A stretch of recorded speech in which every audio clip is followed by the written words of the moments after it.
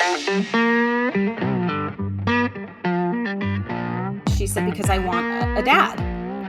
I would like to have a dad.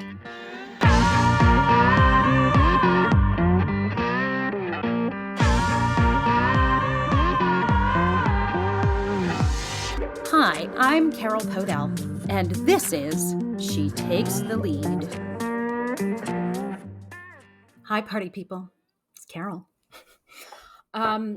I had an interesting experience today, and I really wanted to come on here and share it. And this is, this is real time for me in terms of processing it. So I'm a single mom by choice, very much by choice. I spent a solid 12 years focused on wanting to have a child and 4 years fully focused on trying to bring a child into the world. And I was successful. Thank you, God. And she's amazing. And she's 5. And she's hugely loved, which she knows tremendously. And she feels, and I'm confident she understands that, right? She's got me. She's also, we're blessed. My parents live in the building and they could not love her more. It's very cute. When she was born, my dad, he leaned over, and my dad and I have always been very tight. And he leaned over and he said, I have to tell you something. And I was like, okay, what? And he goes, I think I love her more than I love you. And my heart exploded. I just was like, it's okay, Dad. I totally get it. I do too. But it was really like a lovely, their relationship was really just fabulous. And my mother and her are like thick as thieves. The trust that's there is incredible. So, I say all this because there's a lot of love and support in this kid's life, so I'm not telling you this because there's a lack there in terms of just a window. So I'll dial back for a minute. As my kid is getting older, her friends are starting to ask in my presence, do you have a dad? Where is your dad? They're confused, which I totally get. Strangely enough, our little group, even though we're like in this like liberal mecca of New York City, most of the people in our group are heteronormative families with kids. So they're married, first of all, and they're a man and a woman. So she sees a lot of dad. We have some friends who are single moms. We have some friends who are gay men who have children, but largely the people she's surrounded by are heteronormative couples and families. And nobody treats her differently. And the families are amazing. And we have such a good relationship. And that's twofold, because the moms are fantastic and it's such a great moms group as a mom. But I have to say, and this is kind of a big deal, especially when you're also in the mecca of the finance bro and the weekend dad. All the dads in this group are not weekend dads. They are very present fathers that are very much active and want to be active in their kids' lives. So she sees that. And I actually love that she sees that. And that's not dissimilar to my father, who, although definitely very from, he's 80. So like the generationally like comes from the manly man and stuff like that. He's a very sensitive, nurturing type of guy in general. So she sees that all the time. And I frankly am very, very proactive in a kind of subtle way. I try at least to be in a kind of subtle way to do it all. I don't mean that like I do it all, but I do, first of all. Like, reality is that I take care of her. I take care of us. I run the house. I make the money. When she's sick, I get up in the middle of the night to help her. When she's sad, I'm the one to hug her. When she's got to get up for school, I'm the one to wake her up. So I'm definitely, the main person no matter what. But also, if we're out with friends and there's a dad playing with their kid in like the quote unquote dad way, roughhousing or something like that, I do that with her also. Sometimes I do it with the other person. Sometimes I just up and do it, like pick her up and twirl her around. Now I'm 5'3". I'm pretty strong. So I'm pretty strong, like in terms of I lift weights and whatever. And also after you've been carrying a kid for 5 years, your upper body develops. It's a pretty cool workout.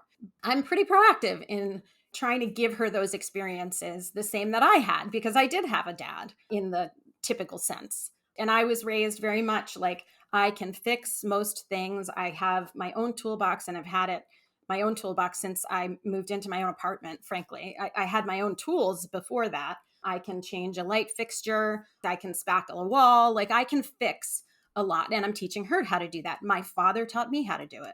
I'm an only child, only girl. He, bless him, was like, I'm going to teach you what I know. And these are the things I know. Same with my mother, by the way.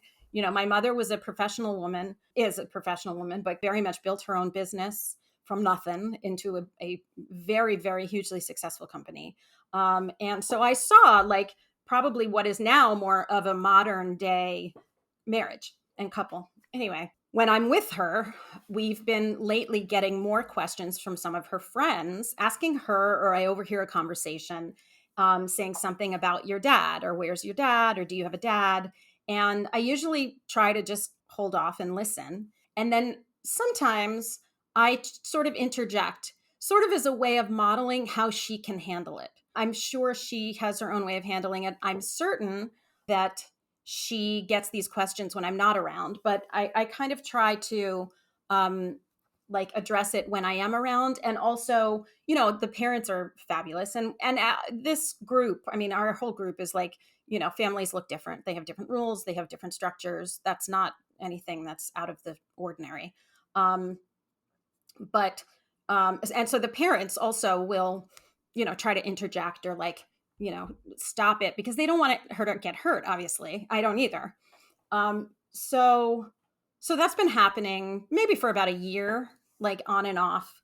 And as she's getting older, she's just getting much, much more articulate. She's getting much, much more present in her conversations with her friends. You know, they're really playing together like this and talking. She and one of her best friends, they just talk. It's fucking adorable, but it's hilarious too because they're like, you know, they're like little yenses talking, like it's really cute. But so we were sitting on the stoop. We ran into some friends down the block, and we were sitting on the stoop outside. They brought some toys out to paint them outside so they didn't get the apartment dirty. And I'm friends with the mom, and she's friends with these two girls. They're great girls. One's older and it's just so lovely, loves Michaela, and Michaela just loves her and looks up to her. Like it's a really sweet relationship to watch. And I didn't even like, it wasn't even my doing to create that relationship. They live down the street and they kind of met each other. So it's been kind of fun that way to watch their relationship grow as well. But we were sitting there and we were watching them paint. They have like a dollhouse and everything was Barbie, so it was pink, and they wanted to change the color, so they were painting it outside. And we're sitting there, and the older girl says, "Where's your dad?" Completely innocently. Like it makes sense. She has a dad. Where's the dad? There's usually a mom and a dad, right? Or there's two moms, or there's two dads. Now, you know, the kids are at an age, I hate to be macabre and I don't mean to be macabre, but divorce is usually not here yet in relationships. I don't want any of my friends to get divorced. I hope none of them get divorced. I am not an expert on relationships in any way, shape, or form. I'm an expert on dating. I would never have thought my own marriage would have split until it did. So it's not like I have some secret sauce or am aware of some secret sauce, but you just don't know. And right now, everybody's got a dad, basically, or there's a paternal person that in our circle, for the most part, people have met, know, have themselves, and they haven't actually also really had to explain what this is, what me and this is. And I've had a couple of really fantastic conversations with moms, which I will share, of kids who've said something about it to their parents. But I know that if they have a question, I know like the mantra is families look different and they do not treat us any differently. And the dads, to their credit, whenever they're like doing something flippy or something dad like roughhouse type dad like, and Michaela asks for a turn or wants to, tap in or whatever, they are always, without a second glance, without an eye roll, without a ugh, they are the first person to be like, yep, here, come. And they give her a turn. And so she's got a lot of this, she's got a lot of male figures. She's got masculine energy around her, between my dad, her pop, and all of these men. It's not like she doesn't experience that. It's obviously not in our house, and my dad is older, and so he's not like roughhousing the way he did when she was a little younger, or would, but he's also not her dad. I mean, he loves her to death and he's pop, but he's not a dad. He doesn't actually live with us. She knows that he's in the building and he's a part of our like direct family, but he doesn't live with us. So anyway, the girl asked, "Where's your dad?" And she turned around and she said, "I don't have one." And I've never heard her say that before. I mean, we know she doesn't. We have discussed it at home. I have books I've read to her since birth that are about explaining how she came to be, that, I had an egg and a sperm, and I went to a doctor and they helped me put it in my body, and et cetera, et cetera. So she was born and I carried her, and I have a nude picture of me on the wall. Like, she's seen that. And so she knows how she came to be for a 5-year-old, and she's happy about it. Let me rephrase that. And she's comfortable with it. I genuinely don't think she's uncomfortable with it. I don't think there's any like emotional state of loss in that she's never had it. So it's not like it was taken away from her. But I was like, okay. This is the first time I've been here where she's responded. And so I waited. And at some point after they had their little conversation, I said, I wanted Michaela so badly that it didn't matter that I didn't have a dad for her, that I loved her so much. I knew I could love her so much, and that she needed to come into this world. And they went about their business, continued to play, continued to paint, et cetera, which is usually what happens with 5-year-olds, 6-year-olds, 7-year-olds. They're not, it's not like, it's like, I did blah, blah, blah, blah is all they're hearing. But it did stick in my head. So we left and started heading back upstairs, and we were in the lobby, and I said, hey, do you get asked if you have a dad or where your dad is by friends? And she said, yeah. She said, they ask a lot. And she was holding the door for me, and I walked by and I was like, oh, okay. And I could feel myself starting to say, does that make you sad? And I stopped myself, fortunately, because that's me then putting something on it for her. And I was like, okay. And this was very like kind of casual in a sort of way, which I think in this kind of situation is better at this age for the most part. So we're heading into the elevator now. And I said, so how did you feel about that? And she said, happy. And I was like, oh, okay. What made you feel happy? And she said, because I want one. And I was like, wait, what? And she said, because I want a dad. I would like to have a dad. And now, obviously, the question was not, she didn't quite understand the question, because I think what she answered was it would make her happy to have a dad. And she followed suit with, I would like a dad. And I'm going to be honest, it knocked me in the stomach. And it was hard to hear. As a parent, any parent, you don't want to be able to not give your kid something. And I spend, like I said, a lot of time trying to make sure she feels like she's got everything that anybody else has and then some. And I know she does have so much, and so much more than so many other kids are. I mean, we're so blessed in so many other ways anyway. But it like killed me a little bit, because I was like, I can't, there's no dad. And there may be a dad at some point. I had an epiphany, I don't know, a month ago, maybe, that I wanted to get married again, which is the first time I've had that thought. I hadn't really either didn't want to or hadn't really entertained it with a great deal of seriousness, that I actually wanted to get married again. And the truth is, I would like her to have a dad. I mean, I had a dad and he was a great dad, and I would love for her to have a dad. I don't want her to have some rando who I just found off the street as her dad, which is why I did this in the first place. I mean, I dated a lot, and there were men that would have gotten married and had kids. I didn't feel it. There was something stopping me. Sometimes that was distraction. Sometimes there was another guy I couldn't get over. Sometimes that was just, it wasn't a fit and I couldn't feel it. And I was trying to put a square peg in a round hole, because I knew that the boxes were checked. I know, those fucking boxes. Or more so, I knew they'd be good as a husband or good as a dad. And I get why people do that. There is something to that people make decisions in that way. And I know there is love in there, but I just couldn't do it. I couldn't get there. I didn't feel that way. And, for better or worse, when I did have a good marriage, I kind of felt like it was pretty good. So the idea of going into some relationship that only feels like okay or medium good and then going through a divorce later sounded horrible. So like this, so we're here. And I love our life in so many ways. And it's like I said, it's very full. I'm also very proactive around building our life. And I do date periodically. I proactively have been trying to date, but she doesn't have a dad.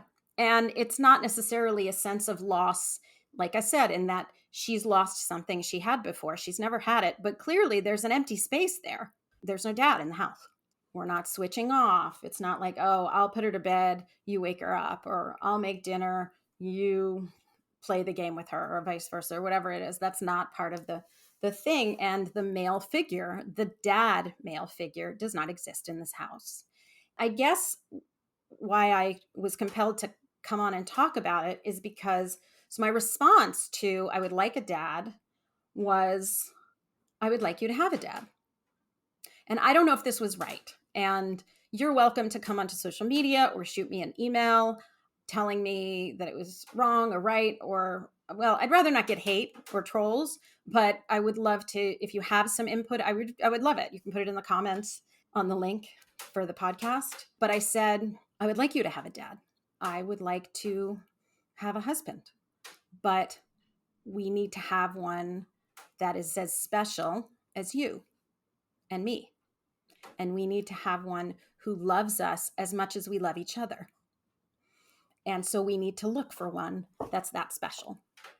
And as I'm saying it, I'm like, I can feel like, it's like this whole neurodiverse brain going, oh, is that the wrong thing to say? Maybe that's the right thing to say. Like as it's coming out of my mouth, I'm having a conversation in my head about if that's the right thing to say. If I'm setting up expectations I shouldn't be setting up, like if we don't find a dad, she's not special. If we do find a dad and he ends up being not the man of the dreams, does that mean that she's not good enough? Like all this stuff is just going through my head, none of which is true. And hopefully if she's here, it's eventually listens to this, at least she will know that none of that is true, regardless of what happens.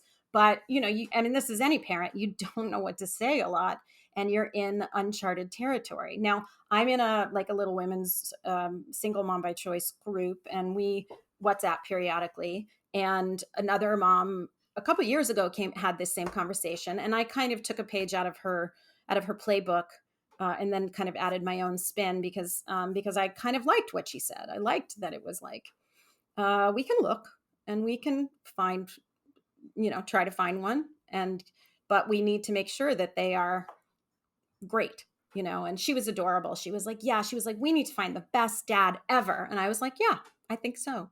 So I guess I'm saying all of this because, we don't know what we're doing here. And it's infuriating and it's hard and it's emotional and it's heartbreaking sometimes. And I don't like it sometimes, but I want her to know that she's living in a world where she's loved and she's cared for and she can love, like where people are receiving her love, because I think that's important too. And I want her to feel empowered that way. I don't know if it was the right thing to say. I wish, I should have some authority on this at this point, but I don't know. I won't know until I guess it comes back or doesn't come back. If that was enough for her to hear at that moment, time will tell. But I do know that I gave her another tool, after I thought about it and how I handled it. And if I handle something that I feel like is not something that I handled right, I will go back to her and say, Mommy didn't say that right, or Mommy wanted to just clarify, or can we talk about that a little more? Or I apologize for saying it that I want to just clarify what I meant to say. So she's accustomed, she knows I'm going to tell her the truth. She feels it. I mean, I feel like she feels it. But I also don't know what her experience is, like I don't know if she feels sad because she doesn't have a dad. I don't know if she feels special because she has a mom that's doing so much, I don't know. And until she can articulate it, and wants to, I won't know. I want her to have everything I can possibly give her, and I can't give her everything. And, you know, when I was trying to have a baby, when I was on fertility, and I was on fertility, like I was emotionally, like hormonally, it's very, very taxing on the body, on the spirit, on the mind. It's very, very powerful. And I used to say, you know, I'm going to have a baby and I'm going to do it out of order. So I'm going to have a baby and then I'll get married, or I'm going to have a baby and then I'll find my partner. And I hope that happens. And if it doesn't happen, that's also fine. You know, for me, the most important thing was to have a child. That's my deal breaker. So this is funny. She has a little friend that's next door and she's a spitfire. Like she's a tough kid. She's a great kid, really smart, really in tune. I'm good friends with her parents and they're great, and really kind people, like honest, just kind people. And we have a really kind of fun relationship just because we're sort of so close in proximity and the kids are the same age and they're just such good buddies. You know, and sometimes they argue like siblings, sometimes they, you know, love like friends, like it's, and we're pretty open. We parent similarly, fortunately. And so we're also pretty open about things. And I was talking to her at some point and she said, you know, she said her daughter, at some point, she said something about having kids to her daughter, or her daughter said something about having kids to her. And she said, no, she said, I want to do it the way Carol did it. I don't want a husband. I want to have a kid by myself. And it honestly, it made my heart sing a little bit because I was like, as a woman, regardless of anything else, you need to know that you can take your life into your own hands and make the choices that you want to make and succeed in them if you continue. And you need to know that in your bones. I knew in my bones. It's great that a young person sees, I guess, me and Michaela, who's very loved, and sees a different family structure, sees that as an option to see the positive side of it that is being influenced around her people. And time will tell what she takes away from it.